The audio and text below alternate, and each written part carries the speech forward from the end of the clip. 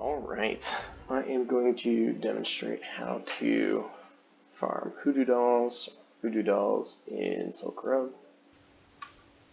Pretty straightforward. Here we go. If you haven't done this before, you basically just have to swim down and then swim across so that you don't aggro any of these mobs. I think there's a faster way, but this is the way that I've found it is the easiest. Usually throw ice armor on just in case, but if you do this right, you will never aggro anybody before you get to where you're going. Up here. The reason I don't heal up is because falling is percent health based, and I don't even have any my gear on right now because I knew I was going to die the last time I did. So right now, I'm just going to take that percent health damage and not have to heal it all back later.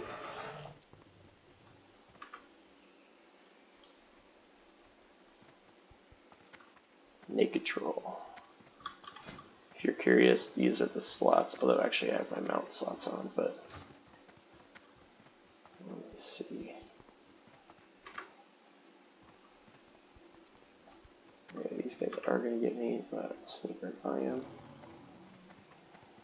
And drop down over here. It is good to put a marker on this group, which I guess I can't do in combat for some reason. Oh, because I'm not the leader yet. Once lead passes, I would mark these guys with an X or a skull just so you know where they are. Otherwise, they might fuck up your day later. So here we go. Use item rack, put all your shit on. Beautiful.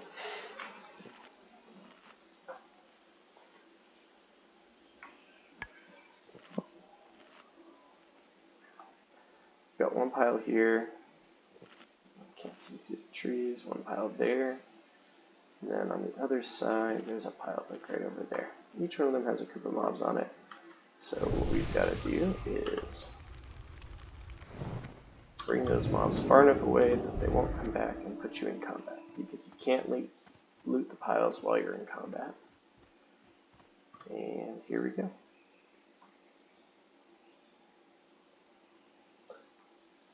These guys take a minute to run towards you, so I usually just hang out right here. I had it where I run all the way up on top of the temple, and then for some reason they de-aggro. Start over. So I think they run a more direct path to you when you're on the ground. If you get all the way up here, somehow they aggro like every other mob on their way. They don't do it if you stay down there. Usually blink when they're getting close. I'm gonna juke around and they all don't hit you for some reason, so helps get as close as possible to the edge there. And then once these guys reset, I'm just gonna drop down and loot that.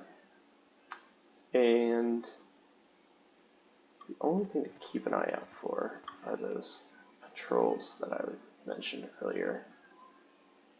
Sometimes, yeah, here they come right around the corner. So I already have a blood scythe, I can't loot it, but I got in combat, which means I'm going to get mind controlled. Wouldn't matter anyways. So, this is not great timing, because I think these guys are going to be right on top of me when the mind control ends. But I guess it will be okay. So really what you're going to do as soon as it ends is root everybody. Then you blink. Put your mana barrier back on. And sneak around this corner. If you jump over these things, it glitches them out for a second. All the mobs stop chasing you for just a moment. You want to kind of hold the blood drinker because it takes him a second. Oh shit. And then we're going to just run up here and drop down again. Blood drinkers are the ones who do the most physical damage, so if you can avoid getting smacked by them, you'll definitely live. If they do smack you, it's probably like 1k, but they can crit for almost 3k, and as a mage, that's really dangerous. Alright, round 2, pretty much full health and mana, don't need to do anything special. Oops, thought I cut cast off.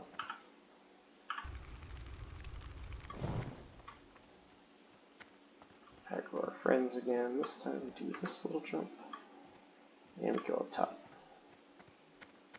You can even start from like right here as a fire mage because fireball has such a long range. It doesn't really aid the process at all, except you don't have to do that little side jump, so sometimes less room for error. And wait for them to get close, then blink. That's just in case you aggro this pack. You want, once again, as much time as possible for these guys to run back. So you really want to get them all the way to that corner. And then we wait.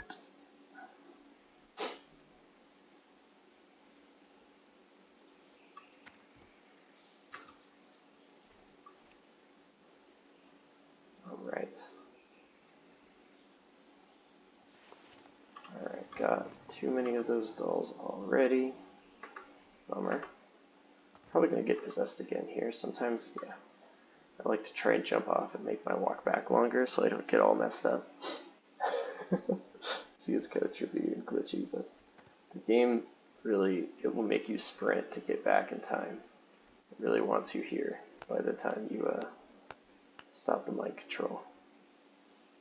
And once again, ooh, that fucking hurt. That's what I'm talking about. Alright, got everyone rooted. Got aggro from literally everybody in this whole area because those things are just nuts. And then if you don't fail this jump, you're good. Now they'll all reset. So I usually run all the way to the end here. If you do fail that jump, you can usually run all the way back too because all the mobs are like right up your ass. So as usual, all of them either resisted or evaded. And we're back. Here's the last Voodoo pile. Just hoping for a mage doll here, man. I've got rogue, druid, warlock, shaman. I've already mailed 2 stacks of all these other dolls back to my bank alt, so maybe I'll get a return on investment, but it's kind of a pain in the ass because of the RNG. I don't know why I'm healing up because this is the one I usually die on anyways. That's why I saved it for last. Been looking for ways to survive, but I haven't found any yet. You're just in a really shit spot when you get mind controlled back there. Plus, I'm also looting this dream foil because why not, min-max. And that makes this take a lot longer. Which makes this one the most important to get the timing right. Alright, yeah, this is great. Pull them all up into the corner. I'm going to use my... I'm going to die. I'll show you what that looks like here. You can leave your rings on, you can leave your cloak on, you can leave your necklace on, you can leave your tabard on. None of that stuff has any durability, but all your other shit does, so take it off. Ooh, what doll was that? Priest, god damn it. And just like that, I'm dead. So, it is spirit, run back. Only took about 10 minutes. 8, but 10 with the run back. And there you go. Quick 3 voodoo doll method.